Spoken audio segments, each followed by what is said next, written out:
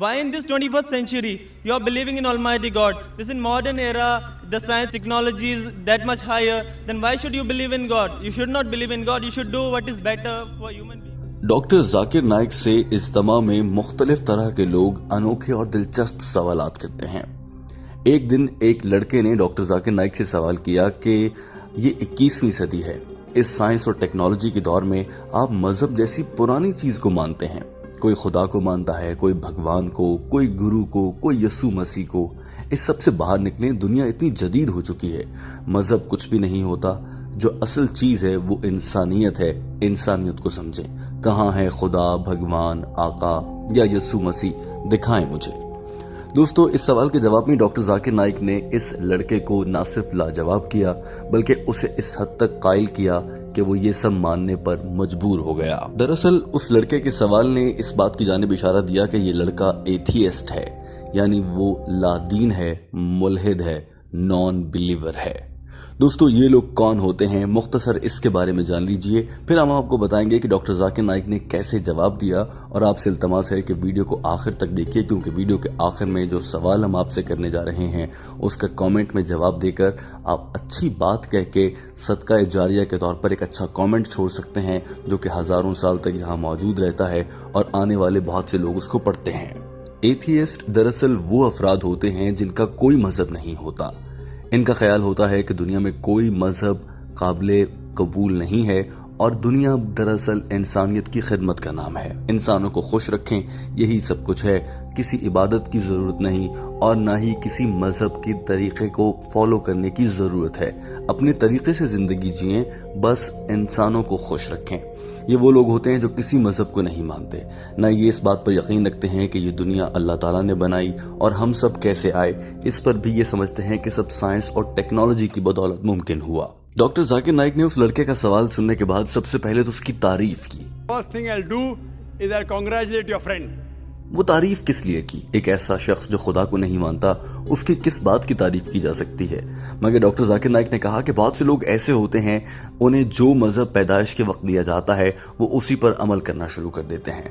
अगर कोई मुसलमान के घर में पैदा होता है तो वो मुसलमान बन जाता है, अगर कोई हिंदू के घर में पैदा होता है तो वो हिंदू बन जाता है। लेकिन आप जिस मजहब के भी घर में पैदा हुए, आपने उसको छोड़ते हुए कुछ मुख्तलिफ सोचा है, ये बहुत अच्छी बात है। और मेरा काम है आपको समझाना और ये बताना कि दुनिया में मज़ाहिब होते हैं और इस्लाम हकीकी मजहब है। और दोस्तों, आपको ये जानकर हैरत होगी कि डॉक्टर जाकिर नाइक ने उस लड़के पर ये सारी बातें वाज़ेह कर दी।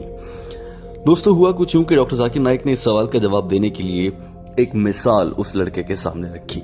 बात का आगाज यहां से किया कि अगर आपके सामने कोई इक्विपमेंट यानी कोई भी चीज लाकर रख दी जाए, मिसाल के तौर पर एक टेलीविजन रख दिया जाए, एक मोबाइल फोन रख दिया जाए या एक गाड़ी खड़ी कर दी जाए आपके सामने और पूछा जाए कि इसे किसने बनाया, तो आपका जवाब क्या होगा?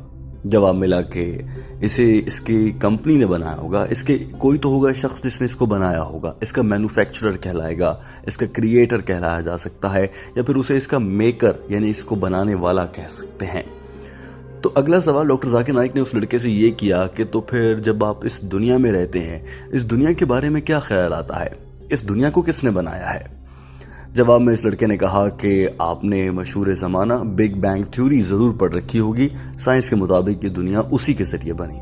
डॉक्टर जाकिर नाइक ने उस लड़के को वहीं पर रोक लिया और कहा कि बिग बैंग थ्योरी के बारे में साइंसदानों ने आज से तकरीबन 30-40 साल पहले यानी 1973 में बताया था, जबकि कुरान पाक ने आज से 1400 साल पहले ही बता दिया था कि ये दुनिया कैसे बनी, और यही बताया जो बिग बैंग थ्योरी में बताया गया।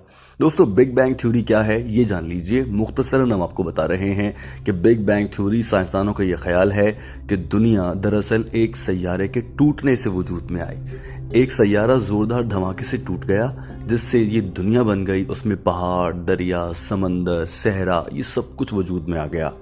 लेकिन इस बारे में साइंसदानों ने आज से तकरीबन 30-40 साल पहले अंदाजा लगाया, मगर कुरान पाक ने 1400 साल पहले बता दिया था। और जैसे कि आप जानते हैं कि डॉक्टर जाकिर नाइक बिना दलील और सबूत के बात नहीं करते, उन्होंने कुरान पाक की आयत का भी हवाला दिया। डॉक्टर जाकिर नाइक ने कहा कि सूरह अंबिया चैप्टर नंबर 21 और आयत नंबर 30 में बताया गया है, तुम नहीं देखते कि हमने दुनिया को एक जोरदार धमाके से पैदा कर दिया, और इसका तर्जुमा बताया।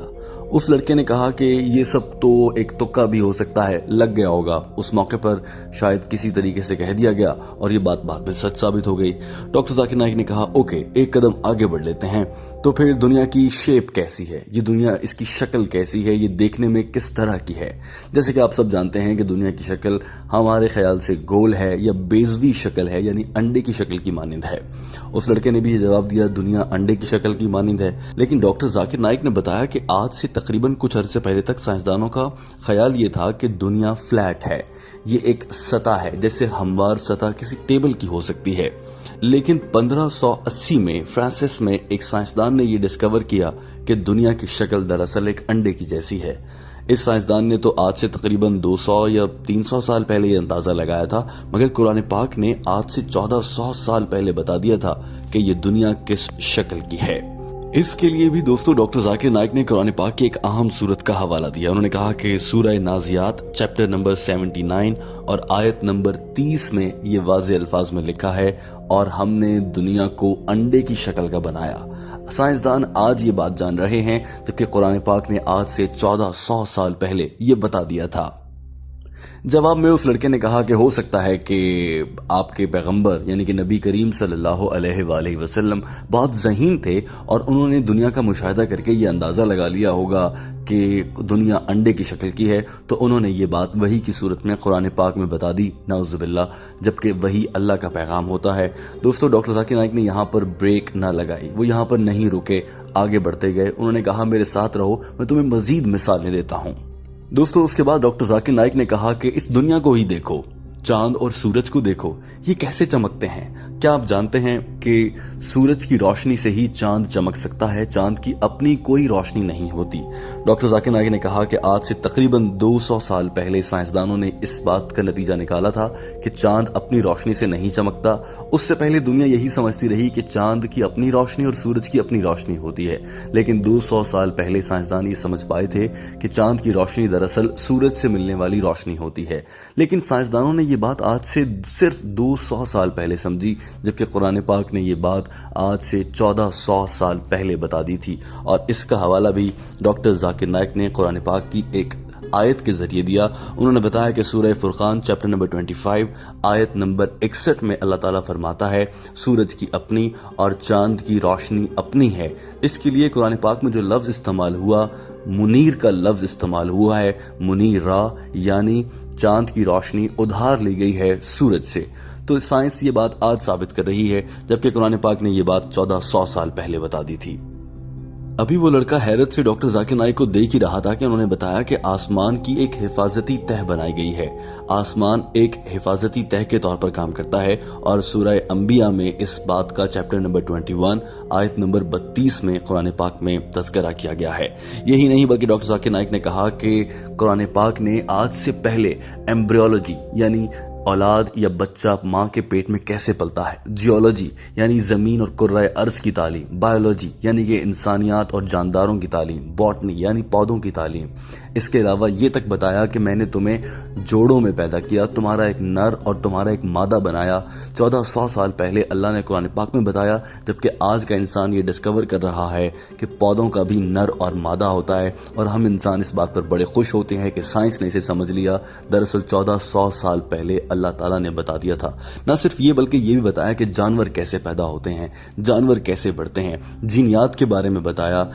यहाँ तक कि डॉक्टर जाकिर नाइक ने कुरान पाक की सूरह नजम के चैप्टर नंबर 53 और आयत नंबर 45 और 46 का हवाला देते हुए ये भी बताया कि जब बच्चा पैदा होता है तो वालिद दरअसल इस बात का जिम्मेदार होता है कि वो बेटा पैदा होगा या बेटी। और आज की साइंस इस बात पर यकीन रखती है कि जब औलाद पैदा होती है, अगर वो बेटा पैदा होता है तो इसका क्रेडिट बाप को जाता है, और अगर वो बेटी पैदा होती है तब भी इसकी वजह बाप ही होता है। और ये बात कुरान पाक ने 1400 साल पहले कह दी थी। जिस दौर में एक माइक्रोस्कोप तक इजाद नहीं हुई थी, उस वक्त कुरान पाक ने ये बातें इंसान को बताई थी। मगर आज हम साइंस के जरिए तो समझ लेते हैं, मगर कुरान पाक की बताई गई बातों को जब तक वो साइंस से साबित ना हो, हम मानने को तैयार नहीं।